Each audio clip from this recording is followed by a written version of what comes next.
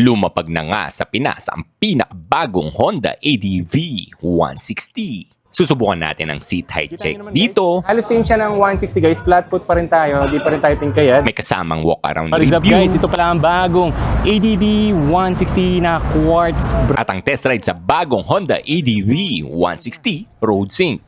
Dito tayo sa Arangkada. Kung kayo sasabak naman sa medyo tarik na daan, ha? Kayang-kaya rin guys, Guys, meron tayong lubak check naman. Subukan natin itong ADV 160, the SUV Pride. Grabe, ito lubak check guys, Tignan nyo, lubak check yan. Na-invite nga tayo ni Honda dito mismo sa Honda Safety Driving Center. Siyempre kasama si OBR. Mahalal araw po sa iyamang lahat. Dito nga ipinakita ang mga bagong kulay ng ABS at ang bagong road sync ni Honda ADV 160. Ito pala ang specs and features niya. Pakinggan natin. SUV of commuter bikes with the new design styling, engine performance, and new technological. The ADV 160 embodies Honda's SUV-inspired styling with a more unified body that delivers solid luxury and toughness, and color combinations for that SUV look. We also included a gold emblem for the road sync type and silver emblem for the ABS type. Built to match its tough and premium design, the ADV 160 is powered by 157cc ESP Plus engine that delivers responsive acceleration, smooth riding, and excellent fuel economy of 45 kilometers per liter. Now, I will share to you through your calls, messages, music, and turn-by-turn navigation with a clear and informative display at any time of the day. Of course, this is paired with a multi-rated charging ports to Type-C charging for a quicker charging time for us riders. And the rear suspension with subtack for stability to help you see better and keep you and riders around you safer. And the best confidence in terms of safety on every ride. And as for our ABS type, we will be having 3 available colors, which are the new Matte Saber Green Metallic, the new Pearl Fadeless White, and Matte Gunpowder Black Metallic. Deal prices of 167,400 pesos for ABS type and 174,900 for the road sync type. The ADV 160 will be available in the market on February 2, 2026. Again, on February 2, 2026. The new Honda Smart Top Box. This is the first in all commuter models in the Philippines and exclusive only for the ADV 160. Capacity that can fit your full face helmet and some of your personal belongings. With just a tap on the switch button below, unlatching the hinge and opening the top box. So how do we close it? It's as easy as opening it. You just close the lid, latch the hinge, and then firmly close it. Your items are now secured and safe. To the close of today's launch, allow us to extend our sincere thanks to everyone. What is up guys? Ito pala ang bagong ADV SUV Pride ni Honda na sinasabi niya ngayon. Ito yung pinakabago niyang kulay ngayon guys. Tignan niyo naman yung kulay, Napakaganda ng pagka-gloss niya. Brown siya guys, pero gloss. Susubukan natin yung kanyang seat height para sa kung 5'10" na may inseam na 32 guys. Check natin guys, Kita niyo naman guys, halos same siya ng 160 guys. Flat foot pa rin tayo, di pa rin tayo tingkayad. At tingin ko kahit 5'2", kayang-kaya ito. Pwede pa natin i-lean forward yung paan natin dito guys. So, very comfortable to. At syempre, off-road at syempre pwede rin sa road yan guys. No? Alam naman natin ADV, sobrang solid na ganda ng handling, pati yung gulong niya. So, dinagdagan nila to ng road sync variant. So, may maps ka dito na nakikita. At syempre, may smart key, may smart box ka pa dito. So, ito pala yung seat height niya. At abangan nyo yung full review natin dito. What is up guys? Ito pala ang bagong ADV 160 na quartz brown yung kulay nito. Tignan nyo naman yung kulay niya. Napakaganda guys, lalo na pag nasisinaga ng araw. Look at that, napakaganda ng pagka-brown niya. At ito ay gloss type. Ito ay road sync variant na guys. Look at that, ang angas, no? Dito pala may arong ABS at syempre 2-pot caliper tayo dyan. Meron tayong disc brake dito. Tubeless ang gulong. Ang size na kanyang gulong sa harapan ay 110 by 80 by 14 sa harapan at naka dual sports kang gulong. Ito pa yung isang binago sa kanya guys, yung kanyang kulay black dito, parang nagkaroon siya ng nose, di ba, nagkailong na siya. At dito guys, mapapansin nyo na medyo lumapad siya dito, mapapansin nyo ito, dinagdag nila to, so para sa aerodynamics po daw ito. LED ang kanyang ilaw at syempre adjustable ang kanyang windscreen, mukha pa rin ng dati. Matte brown din ang kanyang pinaka handlebars. Hindi natin guys, sa tirik na araw, sobrang tirik ng araw ngayon, ay kita pa rin ang kanyang panel gauge. So ayun o, so para ma-access mo yan, pupunta ka lang dito, yan. So yun lang naman, basic pa rin, kamukha ng PCX yung ano niya. At off mo yung TCS, hold mo na matagal to, automatic on yan pag sinindihan mo. At meron siyang passing light at high beam na dito. Idling stop start system at merong hazard button dito. Busina, dito yan guys oh. At start natin. Yun oh. Sound check natin guys. Tignan mo yung ganito yung itsura, ganito yung tunog ng kanyang. Yun oh. So stock lang yan guys, wala kang expect na malaki yung boses niya. At pag i-off mo siya, dun lang, para ma-access yung fuel.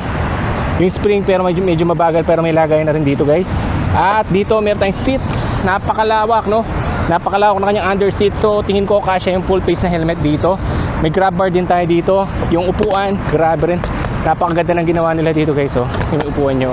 Pagdating dito sa likuran, naka LED ka rin. At meron ka na ring LED na turn signal. On natin guys para kita nyo. On natin ha.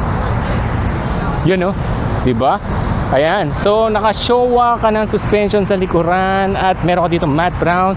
You know, grabe. Ang gulong mo dito sa likuran ay ang size ay 130 by 70 by 13. So 13 siya. Pagdating dito sa kanyang exhaust, same pa rin halos. Ganun pa rin yung tangkad niya. Naka-liquid cooled ka dito.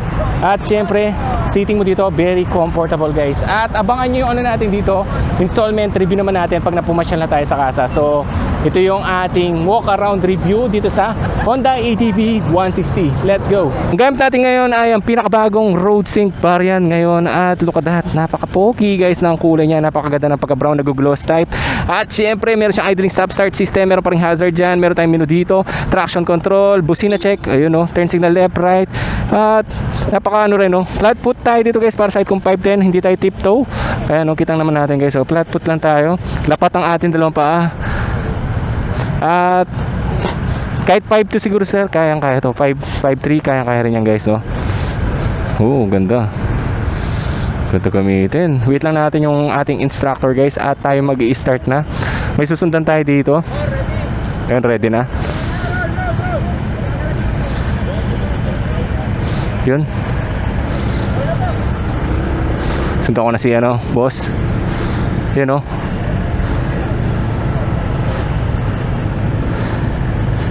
So dito guys ay hindi natin talaga siya mapupull test ride, kumbaga ano lang gagawin natin dito no, overview yung paggamit ng paano, basic lang kumbaga yung kanyang speed na hindi natin matatap speed dito kasi hindi naman ako nagtatap speed talaga guys.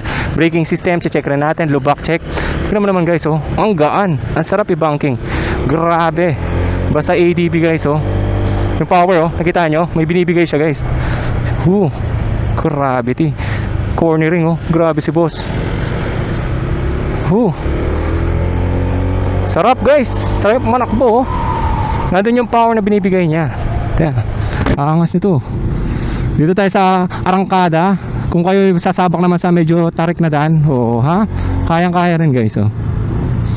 Dito tayo sa biglang liko. Dito naman guys sa mga twisty, check natin. Twisty naman na daan.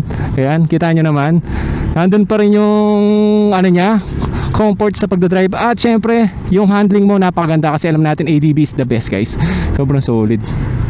Ganda na stopping power oh, pag mag-brake ka sa corner bigla oh. Corner mong konti, pwede. Dito guys meron tayong lubak check naman. Subukan natin itong ADV 160, the SUV Pride. Grabe, ito lubak check guys ah. Tignan nyo ah, lubak check yan.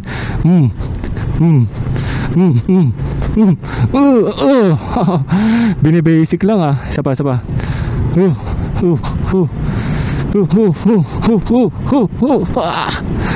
Kayang-kaya guys. Siyempre suspension natin show yan eh. At dito magkakaroon tayo ng braking system check. Okay, yan daw. Line down tayo dito. Harap lang ba sir o sabay? Pwede nyo subukan na po. Kaya na po. Pwede ko subukan. Pinaka-stop doon no sir? Sige, brake test tayo guys. So, unahin na natin yung kanyang front naman, guys. Ang ganda, talikod naman. Ganda. Subukan naman natin sabay yung preno harap at likod. Bossing!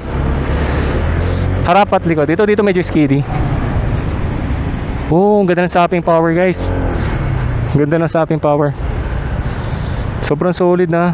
ABS kasing harapan nito at meron siyang Honda Selectable Torque Control. So, nagle-lessen ng power pag hindi parehas yung ikot ng harap at gulong mo sa harapan at sa likuran. Guys, so sobrang gaan ito. Ayos, oh. Nasa 174 yata ito, 170 plus. So, check na lang natin. Correct nyo na lang ako. Lalagay ko na lang yung tamang presyo. Ayan. So, corny ring. Ganda, guys. So, naman, oh. Oh, diba? Honda. So malaking karangalan na makapag-test ride tayo dito sa Honda, syempre, 'di ba? Dati nagkakasa review lang tayo, nakapag-test ride na tayo sa kanila. Grabe. Thank you rin sa inyo, guys. At least at matagal ako mag-upload, nanonood pa rin kayo. O balik tayo dito sa Honda ADV 160. Sobrang solid niya gamitin, guys. Tong pinaka-premium na to, may kasama pang box to, guys, eh. Kaya lang yung box sa may padarating. Yan, tapos na tayo mag-test ride at dito na tayo, guys. Stopping power, ang ganda, oh. Ganda stopping power talaga. ADV, no? So at ito na nga, tapos na tayo. Maraming salamat, Honda. At sasabihin ng overview na dito. Ganda ng stopping power, flat foot, ang lambot suspension, no? Thank you. At ito yung ating overview dito sa Honda ADV 160 ngayon na ito yung ginamit natin. Pakita ko lang sa inyo. Get ready na lang din po. Pakita ko lang sa inyo, guys. Ito. Ayan siya. Sobrang ganda, no? Ayan, meron siyang nose nga pala. Ayan, no? Sobrang solid. Tapos yung tires all goods. Talagang harapan niya pinakabago lang. Tapos ito adjustable to, guys, ha. Windscreen. At yun naman, sobrang halos wala nang binago dito, talaga dinagdag dito. Meron siyang kasamang road sync at TFT display, guys. And the rest, sobrang solid niya. At maraming salamat syempre Honda Philippines sa pagte-test ride nito. Pinayagan niyo ako dito sa Honda Safety Driving Center. At yun lang, guys. At ingat kayo, ride safe and God bless. Let's go!